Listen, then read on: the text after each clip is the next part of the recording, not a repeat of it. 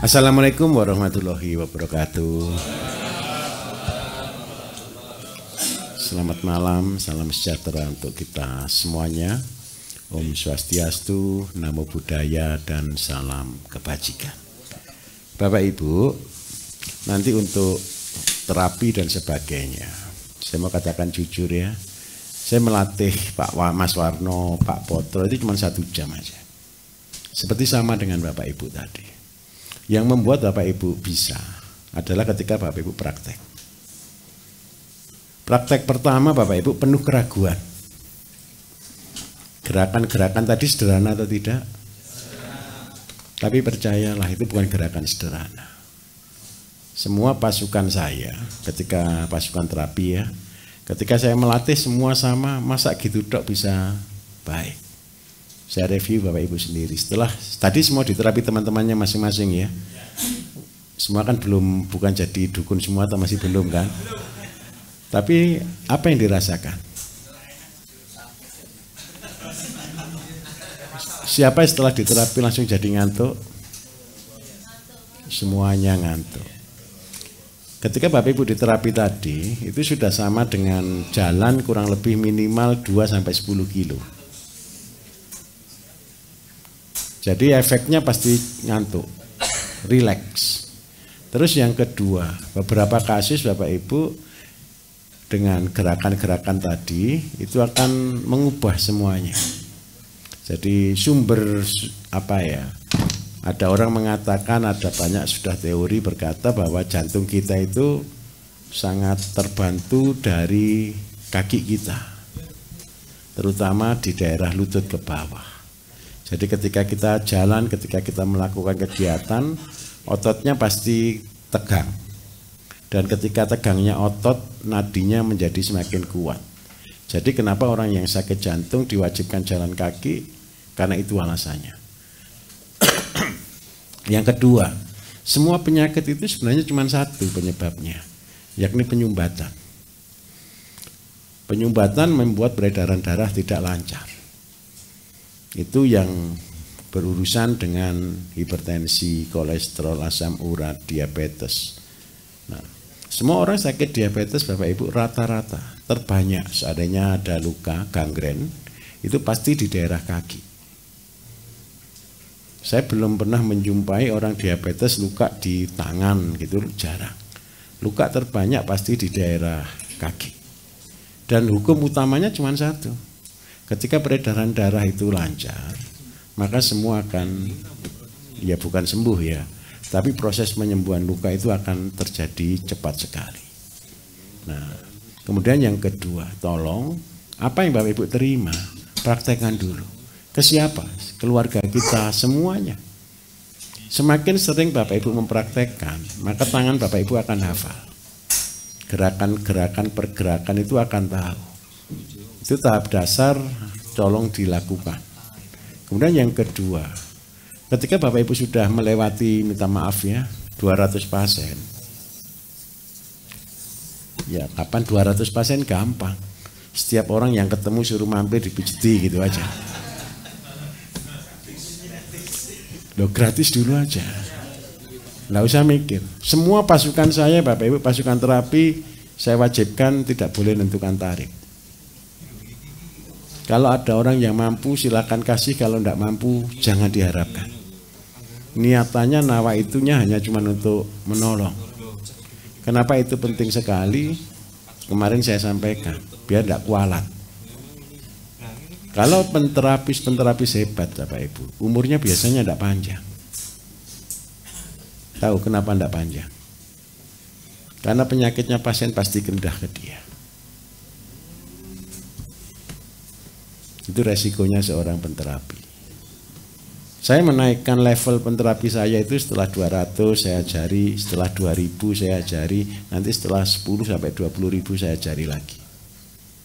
Untuk dia menjadi penterapi. Tapi yang paling penting saya selalu tekankan, minta maaf ya, jangan mengharapkan uang. Alasan saya sepele, saya ngajari gratis kok. Saya ngasih ilmu gratis kok. Ada orang banyak kadang-kadang kepengen menjadi penterapi dengan sekolah yang mahal, sehingga dengan alasan tertentu dia menentukan karena saya sekolah mahal, saya harus bayar, orang harus bayar saya mahal. Saya kepengen ngajari gratis supaya semua orang melakukan pelayanan dengan sukarela.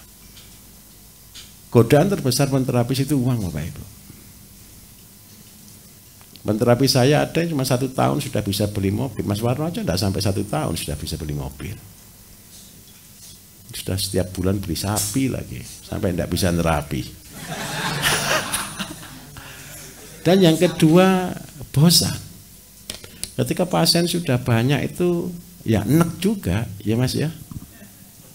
Kapan marine gitu ya, setiap hari ya hubungannya satu. Itu resiko. Banyak orang selalu ketika tidak bisa apa-apa, kepingin bisa apa-apa, ketika bisa apa-apa, bosan juga. Dan itu adalah resiko tanggung jawab. Jadi saya betul-betul minta tolong, ilmu yang Bapak Ibu itu bagi saya, itu adalah dasar untuk Bapak Ibu bisa melangkah. Lakukan bertahap, dari hati, dengan niatan satu, nolong orang. Visi saya sepele Bapak Ibu. Seandainya di tiap desa itu ada penterapi Bapak Ibu, itu minimal 1 lah. Penyakit tidak sampai kronis, penyakit tidak sampai parah. Yang menjadi problem kan yang kita sebut dengan silent killer. Silent killer adalah merasa orangnya sehat, merasa tidak pernah sakit, merasa baik-baik saja.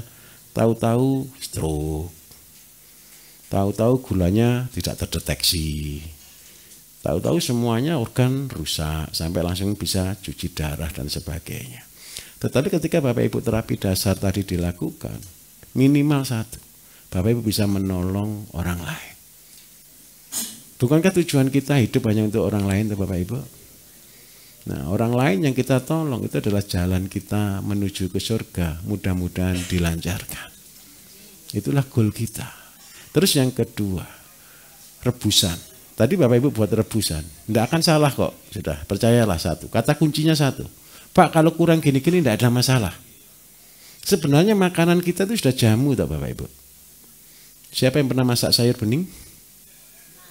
Ada masak sayur bening, bumbunya apa sayur bening itu? Kunci, terus garam, bawang merah, bawang putih, sudah ya toh. Isinya sayur bening apa? Bayam, kadang dicampur kacang wortel, kadang dicampur jagung, kadang juga bisa dicampur dengan pepaya, labu dan sebagainya. Kalau Bapak Ibu lihat itu semua, kenapa sih ada sayur bening? Masakan Indonesia itu sudah terlalu hebat. Sayur bening itu tujuannya untuk apa? Kalau bumbunya kan jelas, bawang merah, bawang putih, kunci.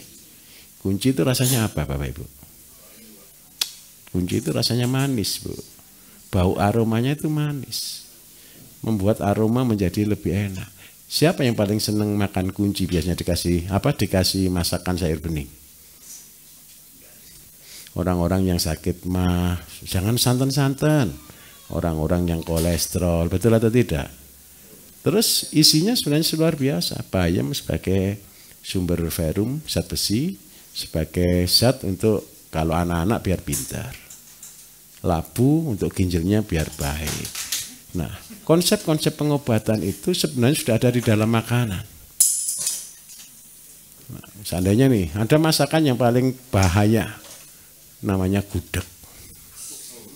Betul ya? Bahayanya gudeg di mana? Bukan. Dipanasi terus-menerus. Dan semakin dipanasi semakin lama semakin enak. Padahal semakin lama semakin enak, itu resikonya apa? Kolesterol.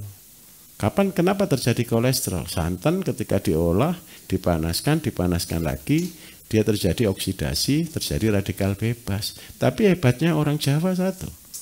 Di dalam bumbu gudeg ada apa saja? Bumbu jangkep kan? Betul enggak? Salah satunya dikasih situ daun salam. Betul ya? Pasti ada enggak daun salam? Pasti ada. Yang utama atau bukan? Utama. Obatnya di mana? Di daun salam. Nah, seandainya kita makan sewajarnya, insya Allah enggak ada orang sakit. Terus yang berikutnya lagi, kenapa sih kita harus membuatkan resep jus tadi? Tenang ya, semua resep Bapak Ibu minta dikasih. Semua itu kurang lebih ada untuk 83 penyakit. Jangan dihafalkan. Saya yang buat aja tidak pernah menghafalkan. Saya ulangi ya, saya yang buat tidak pernah menghafalkan. Jadi tolong, bukan sudah hafal Bu, terpaksa hafal. Kenapa kok terpaksa hafal? Lah kalau setiap hari harus ngomong penyakit kan tidak mungkin lupa. Nah terus yang kedua, resep-resep tadi Bapak Ibu pelajari bertahap. Bapak Ibu hafal ketika melakukan. Lakukan kepada siapa? Dirinya sendiri. Buat jus tadi seperti misal yang diabetes ternyata banyak tadi laporannya anak-anak. Yang sakit ginjal juga banyak. Goal kita satu, boleh sakit diabetes kalau sudah terlanjur. Iya betul toh. Kalau sudah terlanjur kan tidak bisa dimundurkan lagi usia kita. Tapi ketika kita sudah sakit diabetes jangan komplikasi. Sakit gula itu sepele. Apa sih kelebihan gula kan? Tapi kalau kelebihan gula sampai komplikasi. Kalau laki-laki jadi impoten.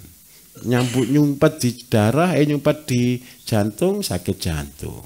Nyumpet di peredaran darah, kolesterol pasti buntu, asam urat pasti naik semua. Nyumpet di ginjal, asam urat tidak baik, minum obat penghilang rasa sakit dan sebagainya. Dalam waktu yang cukup lama, ginjalnya pasti dol. Nah karena itulah gerakan kita disebut gerakan dilarang sakit. Dilarang sakit itu konsepnya sepele. Makanlah yang menjadi makanan-makanan yang untuk organ kita. Itu saja yang paling penting. Dan semua tumbuhan Bapak Ibu, ini rahasianya pertanian. Tumbuhan itu macamnya banyak atau sedikit? Kenapa kok harus banyak sih Gusti Allah ciptakan tumbuhan? Bukan mencegah penyakit. Sel kita, sel tubuh kita itu miliaran. Dan setiap sel itu makanannya berbeda. Orang selalu mikir, oh insulin. Betul ya?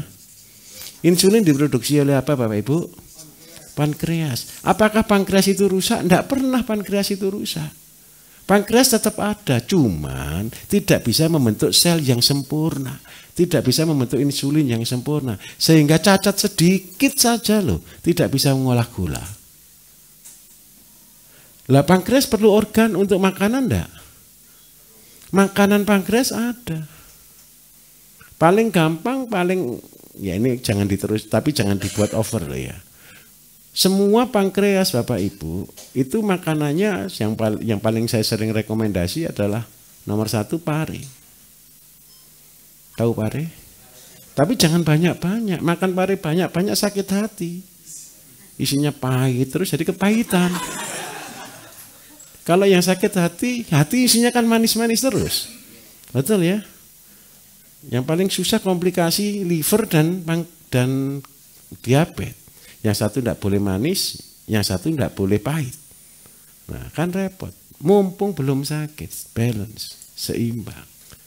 Berarti pankreas supaya kerjanya tetap optimal apa? Ya jangan disuruh kerja keras. Nasi pilihlah yang sehat. Terus yang kedua carilah rasa manis yang bukan dari gula. Kenapa saya bukan anti gula Bapak Ibu? Saya di sini gula masih laris. Betul ya, gulanya masih laris enggak di sini? Ya. Masih laris. Tolong tobat. Tolong tobat. Jangan buat pankreas kita bekerja terlalu keras. Kalau dikasih sesuatu yang ya memang gula itu enak, manis. Tetapi kalau dia over, kasihan organnya, kerjanya lebih keras. Kalau organnya bekerja lebih keras, masa expirednya maju. Harusnya 70 tahun jadi 60 tahun. Maju lagi bisa 50 tahun rusaknya. Sebelum dia rusak, ya dikasih makanan supaya sehat. Itu simpel, sederhana. Terus yang seperti misal, Bapak Ibu buat rebusan-rebusan, apakah salah? Tidak akan salah. Cuman saya kasih batasan. Mendidih, matikan. Saya ulangi ya. Mendidih, matikan. Mendidih itu usia apa di usia sampean? Di suhu sekitar 70 derajat Celcius. itu air sudah mulai mendidih. Dan ketika mendidih matikan. Mendidih saja kita sudah kehilangan 60% bahan aktif. Tapi kalau tidak mendidih, tidak matang kan tidak enak kan? Betul atau tidak? Sebenarnya kalau kita di enzim itu cuma suhu maksimal 45 derajat Celcius.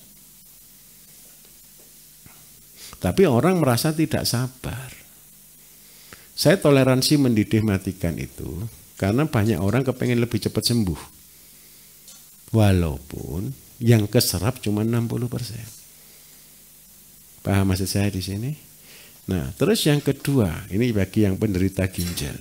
Kalau bagi penderita ginjal, ketika dia diberi sayuran yang warna hijau, yang banyak mengandung purin, dia pasti kerjanya lebih keras.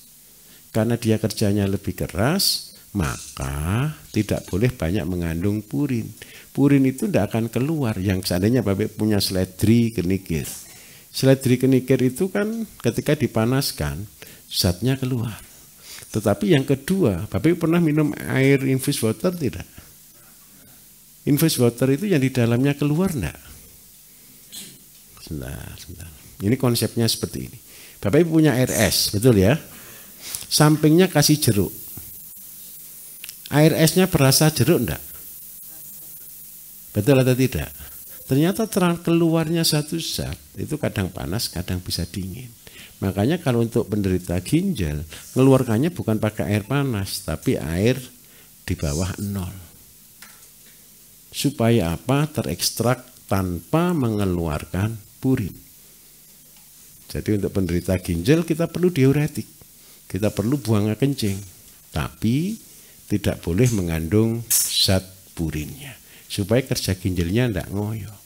Jadi bagi saya penderita gagal ginjal Bapak Ibu, selalu saya sarankan infused water dari seledri dan kenikir. Sini ini bakat-bakat yang kreatin tadi ya, tolong ya tadi yang terapi saya bilang ini ginjalnya Pak masalah dan sebagainya, tolong buat infused water dari seledri dan kenikir. Yang kedua, kalau kreatin kita sudah tinggi, sudah diajari belum pakai sabut kelapa tadi? Tahu sabut kelapa Bapak Ibu?